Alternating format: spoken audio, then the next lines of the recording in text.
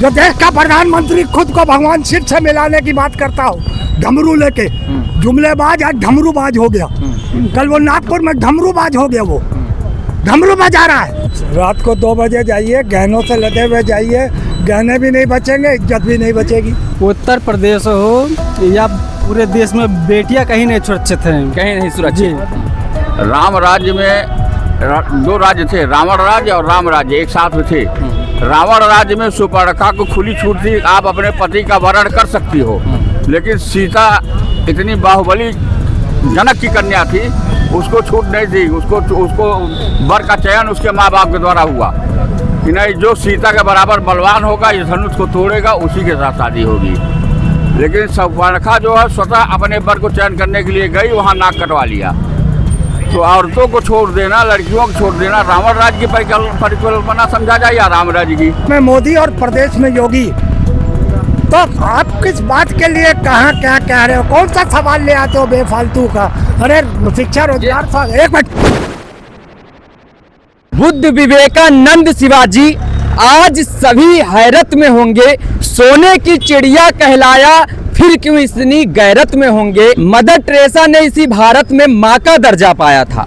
Seleucus ने बेटी देकर भारत का मान बढ़ाया था। फिर क्यों इस धरती पे अनजानी चीखें आती हैं और आए दिन बहन बेटियां अदालत की चौखट पे बुलाई जाती हैं। ये मैं बात कर रहा हूँ, चाहे कानपुर केस हो या हो मेरठ, बेटी मुस्लिम की हो या हो हिंदू की या हो दलित की, बेटी बेटी होती है, वो किसी की भी बेटी हो। और न्याय व्यवस्था में हमेशा से हर एक मंच से कहा जाता है कि अगर आप इस चौराहे पे दुष्कर्म या छेड़छाड़ करेंगे तो अगले चौराहे पे आपको यमराज मिलेंगे।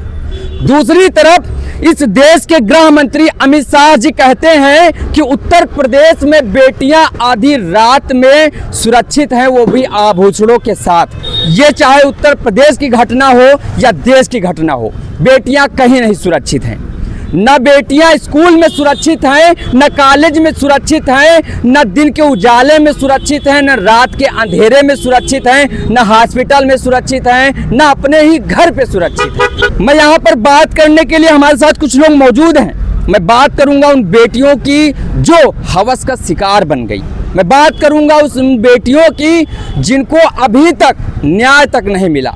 न्याय मिल जाता भी है तो उन दरिंदों को बार बार बेल दे दी जाती है, वो चाहे राम रहीम हो, आसाराम बापू हो। बहुत सारे ऐसे लोग हैं। हमारे साथ इस समय दादाजी मौजूद हैं। मैं इनसे पूछना चाहूँगा कि आखिरकार उत्तर प्रदेश में बेटियां कितनी सुरक्षित हैं? देखिए, आपने जो सवाल पूछा है बिल्कुल जायज़ पूछा है। और चाहे अपनी बहन बेटी हो, चाहे दूसरे की बहन बेटी हो, अपनी ही बहन बेटी है। बेटी बेटी होती है। बेटी बेटी होती है। और बगैर नारी के हिंदुस्तान की अच्छाई अधूरी है। अधूरी है ना? है अधूरी। वो एक हम लोग गाँव में लोग कहते थे कि मनई फरुहन गोड़े कुछ नहीं बना पाई, मेहरिया सुइन गोड़े बहुत कुछ बना डरी। रह गया सवाल उत्तर प्रदेश सरकार की, आपने बात बताई है, तो उत्तर प्रदेश की सरकार बहुत अच्छी चल रही है। और जो है कहीं न कहीं अफसरशाही जो है बाबा जी को गुमराह कर रही है। हम मुख्यमंत्री जी से मांग करेंगे कि हमारी पार्टी कहती है सबका साथ, सबका विकास, सबका विश्वास, सबका प्रयास, हर हर मोदी, घर घर मोदी, तो सही हो रहा है। बाकी अफसरों पर कोई मुरव्वत न बरती जाए, और ऐसा जो अगर लड़कियों के साथ गलत हो रहा है तो उनके खिलाफ सख्त कार्रवाई की जाए। अगर रक्षक ही भक्षक बन जाए तो ये बताइए कि आम जनता किससे न्याय मांगने जाए? ये तो सही बात है खैर आपकी। जनता तो न्याय नेता से ही मांगेगी। हमारे देश के राजा माननीय नरेंद्र मोदी जी हैं, उत्तर प्रदेश के राजा माननीय योगी आदित्यनाथ जी हैं, हम उन्हीं से तो गुहार लगाएंगे। ये हमारा राजा न्यायालय है, हाई कोर्ट है, सुप्रीम कोर्ट है, उससे हम मांग करेंगे। और जब इनसे नहीं न्याय मिलेगा तो कहीं ना कहीं आदमी आहत होगा। और रह गया सवाल, हम तो कहते हैं जो ऐसी निंदनीय घटनाएं हुई हैं, मैं मांग करता हूँ सर्वोच्च न्यायालय सुप्रीम कोर्ट से कि इसको अपने संज्ञान में लें, और अपने संज्ञान में लेते हुए हिंदू के साथ चाहे गलत हुआ हो, मुसलमान के साथ हुआ हो, इसकी मजिस्ट्रेटी जांच अपनी निगरानी में कराए। जब सुप्रीम कोर्ट की कुछ ऐसी घटनाएं हैं, जब तक सुप्रीम कोर्ट की निगरानी में और मजिस्ट्रेटी जांच नहीं होगी तब तक न्याय मिलना संभव नहीं है। और सरकार निरंतरन अच्छा काम कर रही है और काम करने के बावजूद में अधिकारी जरूर कहीं न कहीं माननीय मुख्यमंत्री जी को सरकार तो बढ़िया चल रही, बाकी कहीं न कहीं अधिकारी जो है अगर सरकार अच्छा काम कर रही है तो सरकार जो है संसद में खड़े होके वो बिल मनवा लेती है जो उसके समक्ष में हो, जो उसके कहें कि फायदे के लिए हो, वो बिल मनवा लेती है, चाहे संसद में सांसद रहे या ना रहे। तो आखिरकार बलात्कारियों के लिए रेप पर फांसी का बिल क्यों नहीं लाती है? बिल्कुल सही बात आपकी है, इसका हम स्वागत करते हैं। लाना चाहिए बलात्कारियों के लिए फांसी का बिल, इसमें कोई दो राय नहीं। हम मांग करते हैं भारत सरकार से और सर्वोच्च न्यायालय से कि ऐसे कानून हिंदुस्तान में बनना चाहिए। और बनने के अलावा कुछ आदमी के भय हो, कुछ डर हो, कुछ जो है कानून का और संविधान का लोग सम्मान करें और डर करें। जब उन पर कार्रवाई होगी तो संविधान और कानून का डर करेंगे। और सबसे बड़ी चीज़ तो एक ये है कि आज कहीं न कहीं अगर आदमी थोड़ा मात्र खा रहा तो जरिए शिक्षा के, हम तो ये देशवासियों से सबसे गुजारिश करेंगे, हिंदू हो मुसलमान हो, खाए एक टाइम, बाकी अपने बच्चों को जरूर पढ़ाए लिखाए। यही स्वर्गीय बाबा राव भीम अम्बेडकर साहब ने कहा था। अरे एक चीज और भी मैं बताना चाहूंगा, व्यक्ति पढ़ा लिखा चाहे जितनी हो, चाहे जितना पढ़ा लिखा हो, अगर उसकी मानसिकता सही नहीं है तो पढ़ाई लिखाई सब बेकार है। यह तो खैर सही बात है। जब आदमी थोड़ा मानसिकता से सही होगा और पढ़ा लिखा होगा, संस्कारों से जुड़ा होगा, पारिवारिक और सामाजिक मुद्दों से जुड़ा होगा तो गंदा नहीं होगा। हम इस चीज़ को आप कह रहे हैं, मैं सरकार से मांग करता हूँ कि इसको गंभीरता से जो है इसकी के कानून होना चाहिए और नियम का और कानून का और हिंदुस्तान में संविधान का सम्मान होना चाहिए। और स्वर्गीय बाबा राव भीम अम्बेडकर साहब ने कहा था कि शिक्षा वो शेरनी का दूध है, जो पिएगा वो दहाड़ेगा। समझू? तो ये आप इसी से आप व्याख्या कर लीजिए वकील से।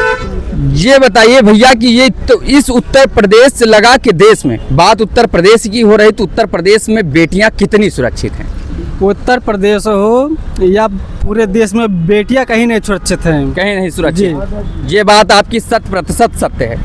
और जो जिसमें संसद में बैठे हैं और जो भाजपा है, चाहे अधिकारी हो या भाजपा के नेता हो, भाजपा के नेता चाहे कुलदीप सिंगर हो या किन्ने भी नेता देख लिया जाए, अगर इसमें सबसे ज्यादा रेपिस्ट बलात्कारी हैं तो भाजपा के नेता कि इसीलिए शायद जो है संसद में रेप पर फांसी का बिल पास नहीं किया जाता है कि जिस दिन ये बिल पास हो गया उस दिन आधे से ज्यादा नेता फांसी पे लटके मिलेंगे आपको। जिस दिन संसद में रेप हो, बलात्कार हो, जिस केस में फांसी की सजा हो जाएगी उस दिन संसद में 50% सांसद फांसी के फंदों पर चढ़ जाएंगे। बिल्कुल चढ़ेंगे, क्यों नहीं चढ़ेंगे? दुष्कर्म किया तो बिल्कुल चढ़ेंगे। बहुत सारे ऐसे नेता हैं जिनके पास वो आरोपी हैं, आरोप तो लगने के साथ साथ आरोप तो लगना हो गया कि किसी भी केस का पुष्टि न होना, लेकिन अगर दोषी साबित हो गए तो फिर वो दोषी माने जाते हैं। दादा इस राज्य में, इस उत्तर प्रदेश में बेटियां कितनी सुरक्षित हैं? सुरक्षित नहीं है तो कार्रवाई होती लगी है बराबर की। और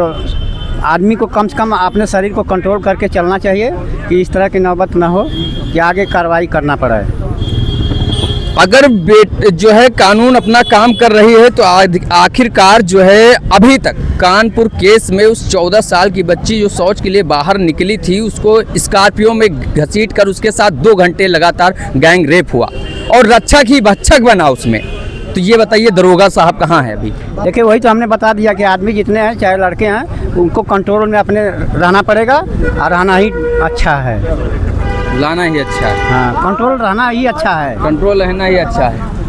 रक्षा के भक्षा के बन जाते हैं। और ये तो 14 साल की लड़की के साथ में हुआ, ऐसा कई घटना सुनने को मिला। और आगरा में नरेंद्र कुशवाहा के साथ में भी मारपीट हुआ और पुलिस वालों ने उनके नाखून तक उतार दिए। तो मुख्यमंत्री योगी आदित्यनाथ कहाँ पे है, वो क्यों नहीं कानूनी कार्रवाई करते हैं? और जो कहते हैं कि यहाँ पे लड़की छोड़ोगे आगे चमराज मिलेगा तो ये कहाँ पे मिलेगा? ये सब केवल भाजपा का झूठा जुमला है बस, और ना कहीं बेटी सुरक्षित ना कुछ है। ये केवल भाजपा, ये देश के प्रधानमंत्री केवल झूठ बोलते कि बेटी बचाओ बेटी पढ़ाओ। आप कैसे बताए क्या बेटी भाजपा के नेताओं से बचाएं क्या? के प्रशासन के अधिकारियों से बेटी बचाएं? वो केस कहीं का भी हो, देश में बहुत सारे केस ऐसे आपको मिलेंगे कि जिसमें दोषी करार कर देने के बाद भी वो व्यक्ति बार बार जो है बाहर ही घूमता रहता है। इससे ठेस पहुंचता है उन घर वालों की जिनकी बेटियों के साथ ऐसा दुष्कर्म होता है। तो दादा ये बताइए कि जैसे कि आपने बताया कि अधिकारी अपना काम कर रहे हैं, अधिकारी अपना काम किस प्रकार से कर रहे हैं? नहीं, अधिकारी को तो पूरी तरह से जिम्मेदारी के रूप से सरकार ने व्यवस्था दिया है कि आपको देश की व्यवस्था में आपको रक्षा में रखना है, रहना चाहिए, ड्यूटी करें, अपना निभावा। अधिकारी अगर अपना काम कर रहे होते तो जब कानपुर के जो रेप कांड हुआ उसमें जब बच्ची के परिजन उस थाने गए तो उन्हें धुतकारा क्यों गया? बाकी सरकार उस पर निगरानी करेगी, विभागीय हुए हैं सरकारी तो होगा। तो इसीलिए हमने कहा कि आदमी हो चाहे लड़के हो वो कंट्रोल में रहें और रहना पड़ेगा। अब इसे स्पष्ट मैं कह दिया, हमारे से नहीं होना चाहिए। हमारे साथ और लोग भी मौजूद हैं, इधर दिखा दीजिए, और भी लोग मौजूद हैं, हम इनसे भी बात करने का प्रयास करेंगे और जानेंगे कि इस उत्तर प्रदेश में बेटियां ज़्यादा कितना सुरक्षित हैं। पहले तो आपके चैनल के माध्यम से स्वामी विवेकानंद जयंती की बहुत बहुत सादर नमन एवं युवा दिवस की बहुत बहुत बधाई। बता दें कि उत्तर प्रदेश में जो भारतीय जनता पार्टी की सरकार चल रही है इसमें जीरो टॉलरेंस की नीति पे काम होती है। और मैं माननीय मुख्यमंत्री योगी आदित्यनाथ जी से मांग करूंगा कि जिस बहन बेटी के साथ जो अत्याचार हुआ है उस पर कड़ी से कड़ी कार्रवाई करे। चाहे वो पहली बात तो भारतीय जनता पार्टी की सरकार में महाराज जी चाह रहे हैं कि जीरो टॉलरेंस की नीति पर काम करे, लेकिन वहीं पे मैं मुख्यमंत्री जी को यह भी ध्यान दिला देना चाहता हूं कि आपके आदेशों का पालन जीरो ज़मीन स्तर पे जीरो है, धुंधला है। चाहे आपके भारतीय जनता पार्टी गाजीपुर का ही मामला आप देख लीजिए, भारतीय जनता पार्टी के कार्यकर्ता सीताराम उपाध्याय को थाने में बैठा के लाठियों लाठी मारा गया और उसकी हत्या कर दी गई, और उसके बाद उसके खिलाफ उसके ऊपर मुकदमा भी नहीं चला, आरोपी के ऊपर सिर्फ सस्पेंड करके छोड़ दिया गया। तो इस चीज़ को भी मैं ध्यान में लाना चाहूँगा। इससे भारतीय जनता पार्टी की कहीं ना कहीं दुर्गति 2027 में दिखता हुआ नजर आ रहा है। 2027 के चुनाव पे इसका फर्क पड़ेगा? बहुत बहुत बहुत। अधिकारियों ने ठान लिया है कि भारतीय जनता पार्टी को सरकार से बाहर कर देना है। सरकार से बाहर। हमारे साथ दादाजी मौजूद हैं, हम इनसे भी जानना चाहेंगे कि आखिरकार जो है बेटियां इस राज्य में कितना सुरक्षित है, जहां पर यहाँ के इस सूबे के मुखिया स्वयं कहते हैं कि अगर आप इस चौराहे पे छेड़छाड़ करेंगे, दुष्कर्म करेंगे तो अगले चौराहे पे आपको यमराज मिलेंगे। तो दादा इस राज्य में बेटियां कितना सुरक्षित महसूस करती हैं? हम भारतीय संस्कृति से ओतप्रोत लोग हैं, हमको शास्त्र का थोड़ा बहुत ज्ञान है।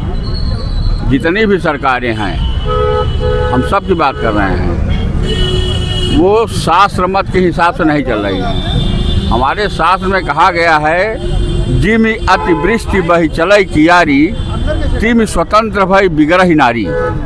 जैसे अत्यधिक बारिश होने से खेते में बंधा हुआ मेड़ बांध सब बह जाता है जब अधिक बारिश वर्षा होती है, तो उसी प्रकार से जब स्त्रियों को स्वतंत्र कर दिया जाता है तो वो बिगड़ने के अलावा कुछ हो ही नहीं सकता, क्योंकि वो हमारे हीरा कह लीजिए, हीरा समाज की हीरा हैं। उनको अगर सुरक्षित देखभाल के अंदर नहीं रखा जाएगा तो उनको कोई न कोई चुरा जरूर लेगा, इसमें संदेह नहीं है। कहीं न कहीं से कुछ न कुछ निगाह लोगों की पड़ती है। तो ये भारतीय संस्कृति के अनुरूप हमारी कोई भी सरकार नहीं चल रही है। लड़कियों को स्वतंत्रता किस अर्थ में देना है, हमको आप बता सकते हैं? क्या मतलब है? इतनी बेरोजगारी फैली है, पहले पुरुषों को रोजगार दे दे तब औरतों के बारे में बात करें। पुरुष को रोजगार दे तो उसकी महिला अपने आप खुश है, लेकिन नहीं, पुरुषों को नहीं देंगे, महिलाओं को देंगे। क्या है ये सब नौटंकी? तो ये सब न कहलवाइए, जो है जो चल रहा है सब चल रहा है। बाबा जी वगैरह से पूछिए जो है ये सब। हमारे साथ बाबा जी भी मौजूद हैं, हम इनसे भी जानने का प्रयास करेंगे कि इस राज्य में, इस उत्तर प्रदेश में, जहां के मुखिया योगी आदित्यनाथ जी कहते हैं कि अगर आपने इस चौराहे पर छेड़छाड़ की तो अगले चौराहे पे आपको यमराज मिलेंगे। स्वयं देश के गृह मंत्री साहब कहते हैं कि अगर जो है बेटियां उत्तर प्रदेश में रात के अंधेरे में आभूषण के साथ भी निकल जाएं तो वो सुरक्षित महसूस करती हैं। तो यहाँ पर जब आए दिन ये इस प्रकार की घटनाएं होती, वो चाहे मेरठ की हो या फिर कहें कि कानपुर की, तो बेटियां यहाँ पर कितना सुरक्षित महसूस करती हैं? देखिए, पहले की सरकारों की अपेक्षा में कुछ सुधार है, लेकिन जो अधिकारी या कर्मठ टाइप के बैठे हुए हैं, जो प्रशासनिक अधिकारी हैं, चाहे पुलिस विभाग के हों चाहे जिस विभाग के हों, ये ही भ्रष्टाचार में आकंठ, ये सरकार को नेस्तनाबूद करने के लिए ये लोग सही से काम नहीं कर रहे हैं। सरकार की स्पष्ट नीति है कि किसी के साथ अन्याय नहीं होना चाहिए, किसी बहन बेटी के साथ अन्याय नहीं होना चाहिए। अगर कोई करता है उसको तुरंत सख्त कार्रवाई की जाए उसके ऊपर, और उस पर सरकार कर भी रही जो संज्ञान में आ रहा। और रही बात जो आप ये कहने की कैसे सुरक्षित है, तो 24 करोड़ का देश है, जिसमें 24 करोड़ का जो प्रदेश है ये, और इस प्रदेश में आप 10 करोड़ 12 करोड़ आप स्त्रियों को, लड़कियों को मान लीजिए, 10-12 करोड़ स्त्रियों को सुरक्षा कोई सरकार एकमुश्त नहीं। सुरक्षा के लिए हमको भी कुछ सजग होना पड़ेगा, हमको भी हमारे समाज का भी दायित्व है। सरकारें कोई किसी की वो, हाँ, सरकारों का ये कंट्रोल रहता है कि प्रशासनिक अधिकारी, चूँकि इस वक्त प्रशासनिक अधिकारी बाबा के आदेश से बाबा की सरकार को बदनाम करने का काम कर रहे हैं, इसलिए वो कर रहे हैं। और जिस अधिकारी ने ऐसा किया है, वो अमित मौर्य को, कानपुर वाली घटना को, मैं मांग कर रहा हूं, मैं भारतीय जनता पार्टी कार्यकर्ता होने के नाते, कि उस अधिकारी को सख्त से सख्त कार्रवाई दे करके उसको फांसी की सजा से कम न दिया, उसमें जो भी सम्मिलित हो, और उसके साथ में जो भी वहां का उसकी जितनी संपत्ति है सब वो जब्त करके सरकारी खजाने में जमा किया जाए, और ऐसी नजीर पेश की जाए जिससे कि इस तरह के जघन्य अपराधों की पुनरावृत्ति ना हो सके। जब तक कठोर शासन नहीं होगा, जैसे अरब में जो आदमी को मिलता हाथ काट ले, चूंकि यहाँ तो विपक्ष करने लगता है, विपक्ष राजनीति करने लगता है। अगर किसी के ऊपर कार्रवाई होती, विपक्ष हो हल्ला करने लगता है। रेप पर फांसी का बिल बिल्कुल होना चाहिए। अगर वो हो जाता, बिल्कुल उसको 2-4, वो चाहे सत्ता पक्ष हो या विपक्ष हो, सबको इसकी मांग उठानी सत्ता पक्ष क्या होता है? सत्ता पक्ष का चाहे नेता हो चाहे विपक्ष का हो, वो अपराध है। अपराधी किसी भी पार्टी का, वो अपराधी किसी एक पार्टी का नहीं हो सकता है। वो अपराध समाज का कलंक है, वो समाज का कलंक है। ऐसे समाज के कलंक को जब तक कड़ी कार्रवाई के द्वारा नहीं कोई नजीर नहीं आएगी, तब तक लोग दुरुस्त होने वाले नहीं। आज एक के ऊपर कार्रवाई करोगे, 2 और तैयार हो जाएंगे। हमारी भाजपा सरकार कहती है कि हम राम राज्य की परिकल्पना करके चल रहे हैं। राम राज्य की परिकल्पना, राम राज्य में 2 राज्य थे, रावण राज्य और राम राज्य एक साथ में थे। रावण राज्य में सुपर्णखा को खुली छूट थी, आप अपने पति का वरण कर सकती हो, लेकिन सीता इतनी बाहुबली जनक की कन्या थी, उसको छूट नहीं थी। उसको वर का चयन उसके माँ बाप के द्वारा हुआ कि नहीं, जो सीता के बराबर बलवान होगा, इस धनुष को तोड़ेगा, उसी के साथ शादी होगी। लेकिन सुपर्णखा जो है स्वतः अपने वर को चयन करने के लिए गई, वहाँ नाक कटवा लिया। तो औरतों को छोड़ देना, लड़कियों को छोड़ देना, रावण राज्य की परिकल्पना समझा जाए या राम राज्य की? पूछना चाहते हैं कि राम राज्य की परिकल्पना में लड़कियों को कहाँ छूट दी गई है? तो रावण राज्य का में परिकल्पना करिए, रावण राज्य में कुल लड़कियों की छूट थी, अपना वर चयन कर लीजिए जा करके। आप कोर्ट मैरिज करो, का ये सब करो, लव मैरिज करो, कुछ कर लो, लेकिन राम राज्य के उसमें ऐसा नहीं था। तो मतलब कि जो है इस राज्य में जो है बेटियां, पब्लिक को बेवकूफ बनाया जाता है और कुछ नहीं। पब्लिक को बेवकूफ बनाया जाता है, लड़कियों को बेवकूफ बनाया जाता है। खुली छूट। जब कमल का फूल खिलेगा तो उसमें भंवरे जाएंगे, सीधी बात है। इस राज्य का ये कानपुर केस हो या मेरठ का, ये कानपुर का केस हो या मेरठ का, या भी हाल ही का बिहार में जो 4 साल की बच्ची के साथ रेप हुआ है, इस देश में हो दादा या इस राज्य में हो, बेटियां कितना सुरक्षित महसूस करती? हर जगह सुरक्षित है, हर जगह सुरक्षित है। बस रात को 2 बजे जाइए, गहनों से लदे हुए जाइए, गहने भी नहीं बचेंगे, इज्जत भी नहीं बचेगी। ये भी बात है आपकी सही है, क्योंकि गृह मंत्री जी ये भी बोले हैं। नहीं नहीं नहीं नहीं हाँ। बोलने दिया करिए, बीच में टांग क्यों अड़ा रहे हैं फिर? बोलिए बोलिए। 0% की 0 टॉलरेंस की सरकार है। गहने लाद के चलो, ना इज्जत बचेगी ना गहने, क्योंकि देश के पटल पर ये गुंडे बैठ चुके हैं। केंद्र में मोदी और प्रदेश में योगी। शिक्षा, रोजगार, स्वास्थ्य, नौकरियां, महंगाई, सुरक्षा पर बात नहीं करेंगे आप।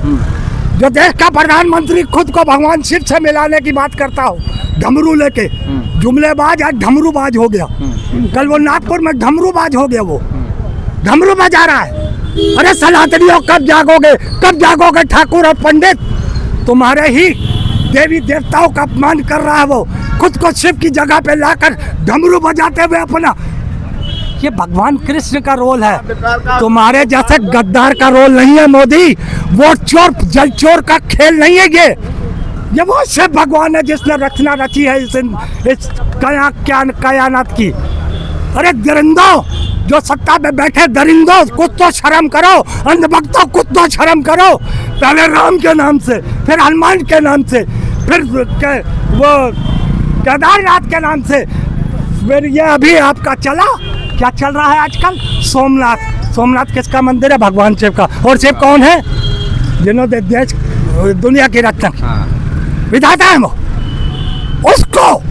उसको मोदी की तुलना में लाके खड़ा कर रहा है ये अंधभक्त समाज, जो मोदी को भगवान मान रहा है। कोई विष्णु मानता है, कोई राम मानता है, कोई जगन्नाथ मानता है, अब ये शिव मानने लग गए।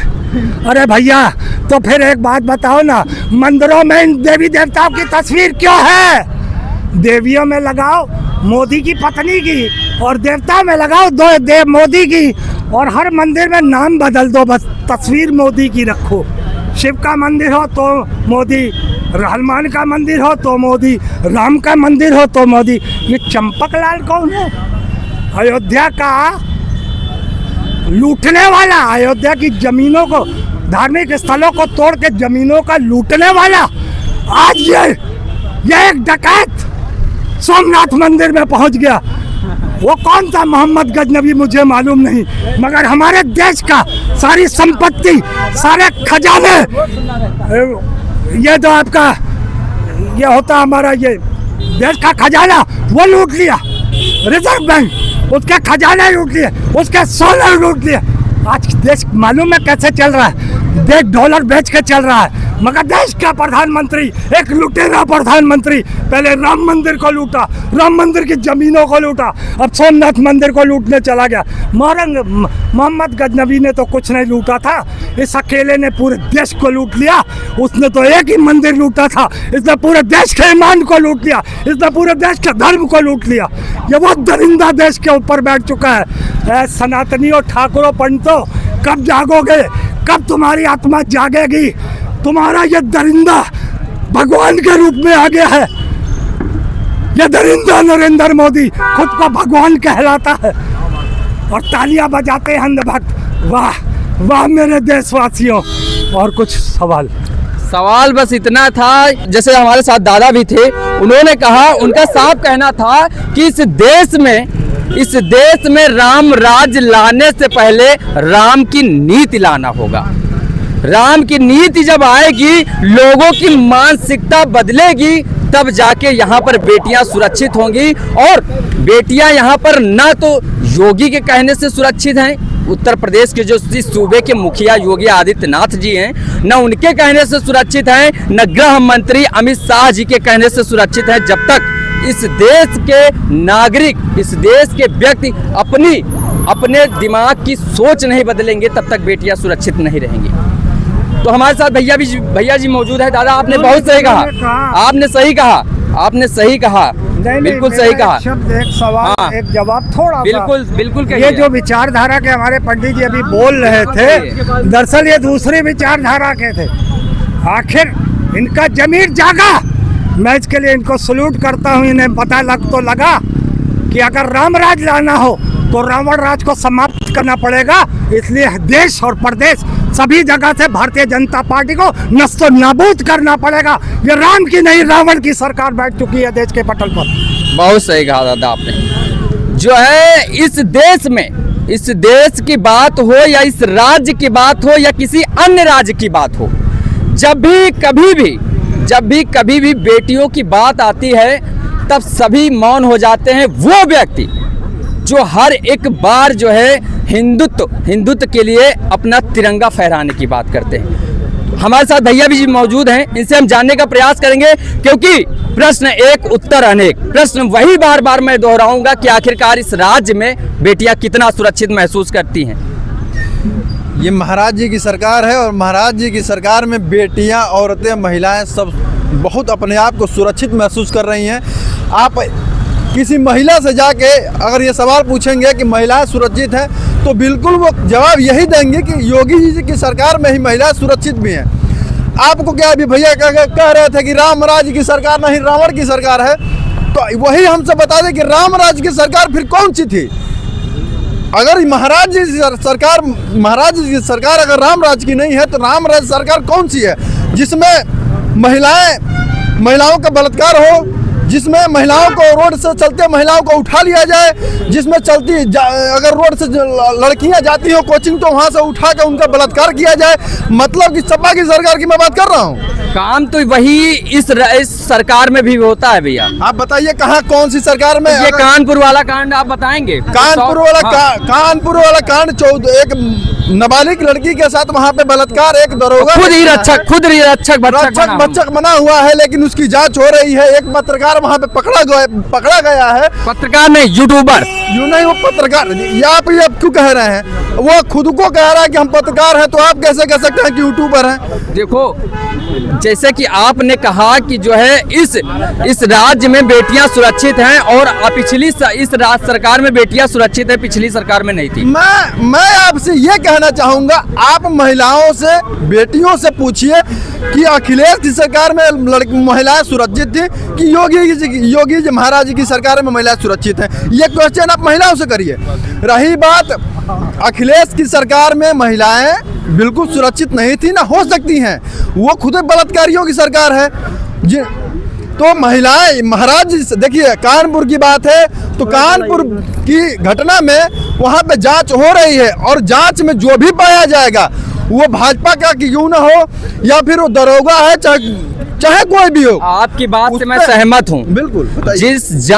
कोई भी केस हो, जांच होता है, व्यक्ति दोषी करार, आरोपी नहीं, दोषी करार दिया जाता है, फिर भी वो बाहर घूमता है। इस पे आप क्या कहना चाहेंगे? आप बताइए, हमारी सरकार में कौन दोषी करार दिया गया है और कौन बाहर घूम रहा है? आप ही सब। राम रहीम का आपने जरूर सुना होगा, क्योंकि इतने चर्चा में रहे हैं भाई साहब कि उनको कौन नहीं जानता। वो जो है हर बार उन्हें पैरोल दे दी जाती है और अपने फायदे के लिए दे दी जाती है। कानून था जिसको चेंज करके बदलाव किया गया। उसके बाद जो है राम रहीम को हर एक बार चुनाव से पहले आप बेल दे दी जाती है। वो क्या आरोपी है कि दोषी है? पहले आप नहीं, वो आरोपी है या दोषी है? तो आरोपी है। दोष नहीं सिद्ध हुआ, उस पे दोष सिद्ध होगा तो जरूर, दोष अगर सिद्ध होगा जरूर सजा होगी। सजा मिलने के बाद बाहर घूम रहा है वो। देखिए, सजा मिली ना, वो चाहे मैं आपको एक बात बता दे रहा हूँ, महाराज जी की सरकार में कोई भी भ्रष्टाचारी और कोई भी बलात्कारी हो, चाहे वो सरकार का ही क्यों ना हो, वो उसको बख्शा नहीं जाएगा। आज तक बख्शा गया है। हमारी सरकार जातिवाद नहीं करती है कि हमारी सरकार में अगर वो यादव हैं तो उनको हम सपोर्ट करें, उनको छोड़ दें। हमारी सरकार में चाहे वो किसी बिरादरी का हो, चाहे किसी सरकार का हो, अगर उसने भ्रष्टाचार, अन्याय किसी लड़की के साथ, महिला के साथ किया है, तो उसको सजा होगी और बिल्कुल होगी। उसको बख्शा कहीं से नहीं जाएगा। कानपुर घटना में जांच हो रही है।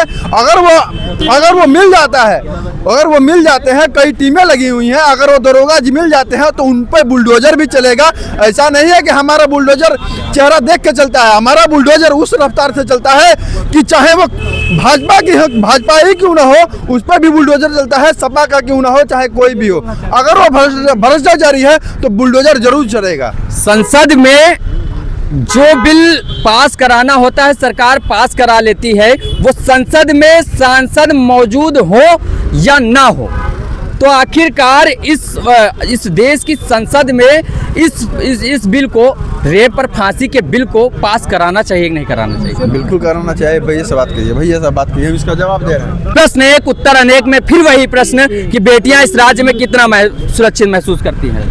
देखिए, कानून व्यवस्था की अगर बात करें उत्तर प्रदेश में, तो कानून व्यवस्था सिर्फ एक सत्ता और सरकार में रही जिसको उत्तर प्रदेश का हर आदमी जानता है, और वो है बहुजन समाज पार्टी की सत्ता, जिसमें अपराधी उत्तर प्रदेश छोड़कर भाग जाया करते थे और अधिकारी सुबह 8 बजे अपने टाइम से अपने कार्यालय पे पहुंच जाया करते थे।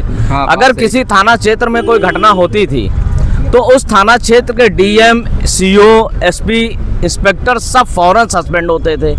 तो लॉ एंड ऑर्डर के मामले में, एक मिनट भैया पूरी तो जाने दो, अभी तो आप बोल रहे थे, लॉ एंड ऑर्डर के मामले में और कानून भाई साहब, सबसे पहले ये जो बेरोजगारी यहाँ रोड पे दौड़ रही है, ये 400 रुपये में नेता, एक तो पता नहीं कौन यहाँ पर नेता है कि नहीं, सरकार सबकी। सबसे पहले बेरोजगारी जब खत्म होगी तो सबसे पहले समाज में सुधार होगा, कानून व्यवस्था ठीक होगा। और बसपा में जो है सबसे ज्यादा भ्रष्ट भाई साहब ही थे मेरी जानकारी में, इनके ऊपर स्वयं 2 केस हैं। अच्छा, केस है भी आपके ऊपर? अरे वाह। अच्छा देखिए, ये आरोप लगा रहे हैं आप किसी पे। आप मेरा नाम जानते हैं, मैं कहाँ रहता हूँ जानते हैं? आपके ऐसे तो मैं कहूँ आपके ऊपर 40 केस है, आप गैंगस्टर हैं, आप हिस्ट्री सीटर हैं, आप यहाँ कैसे घूम रहे हैं? आपको तो फौरन अरेस्ट होना चाहिए, आपको तो जेल जाना चाहिए। मतलब देख लीजिए, ये हमें लग रहा है भाजपा के सपोर्टर हैं। आप भाजपा के हैं ना? आप भाजपा के हैं ना? कांग्रेस के हैं? भाजपा के आप तृणमूल कांग्रेस के हैं? देखिए, अगर भाजपा के हैं ये, तो ये सही बोल रहे हैं, क्योंकि भाजपा के लोग कुछ भी बोल सकते हैं, किसी को भी आरोप लगा सकते हैं, ये गैंगस्टर है, ये अपराधी है, या ये कुछ भी है। वो हमें जानते नहीं है, समझ रहे हैं आप? तो ये हमें जानते नहीं, लेकिन मेरे ऊपर आरोप लगा के चले गए। और भी हमारे साथ हैं, हमारे साथ दादाजी मौजूद हैं। कहते हैं बेटियां किसी की भी हो, वो चाहे हिंदू की हो, मुस्लिम की हो, दलित की हो, बेटियां बेटियां होती हैं। बेटियां इस राज्य में कितना सुरक्षित महसूस करती हैं दादा? देखिए, पहले तो जो बेटियां हैं वो भी माँ से ही पैदा होती हैं, अब बेटी भी जाकर के माँ भी बनती है। सही बात। और प्रकृति ने आदमी औरत बनाया हुआ है, और आदमी औरत से ही चाहे बेटा होता है चाहे बेटी होती है। हर व्यक्ति माँ से ही पैदा होता है, और माँ भी किसी की बेटी होती है, बाद में वो बेटी जाके माँ बनती है। तो पहले चीज़ तो हर व्यक्ति को यह महसूस करना चाहिए कि हम उसी माँ से निकले हुए हैं, उसी बेटी से निकले हुए हैं। और व्यक्ति शादी ब्याह करता है तो बेटा बेटी ही पैदा करता है। तो सवाल सरकार से का आप पूछ रहे हो, तो सरकार में बेटियां सुरक्षित हैं। अभी मेरठ में घटना देख लो, मेरठ में घटना घटी, अनुसूचित जात की लड़की को उठा के ले गए वहाँ के लोग, और फिर उसके बाद उसकी माँ की हत्या कर दी। प्रशासन ने 48 घंटे का समय मांगा, और प्रशासन ने उसको रुड़की से बरामद कर लिया और जेल भी भेज दिया 14 दिन के न्यायिक हिरासत में। अभियुक्त जेल चला गया। तो माननीय मुख्यमंत्री योगी आदित्यनाथ जी की सरकार में बहू बेटियां, बहन बेटियां सब सुरक्षित हैं, और योगी आदित्यनाथ जी की सरकार गुंडा राज और भ्रष्टाचार के खिलाफ ही उत्तर प्रदेश में दोबारा बनी हुई है। विगत 20 सालों में कोई लगातार दोबारा मुख्यमंत्री नहीं बना। उत्तर प्रदेश में जनता लगातार योगी जी को मुख्यमंत्री बना रही है दोबारा। तो कहीं न कहीं योगी जी का काम बोल रहा है, जनता का जनादेश है, आशीर्वाद है।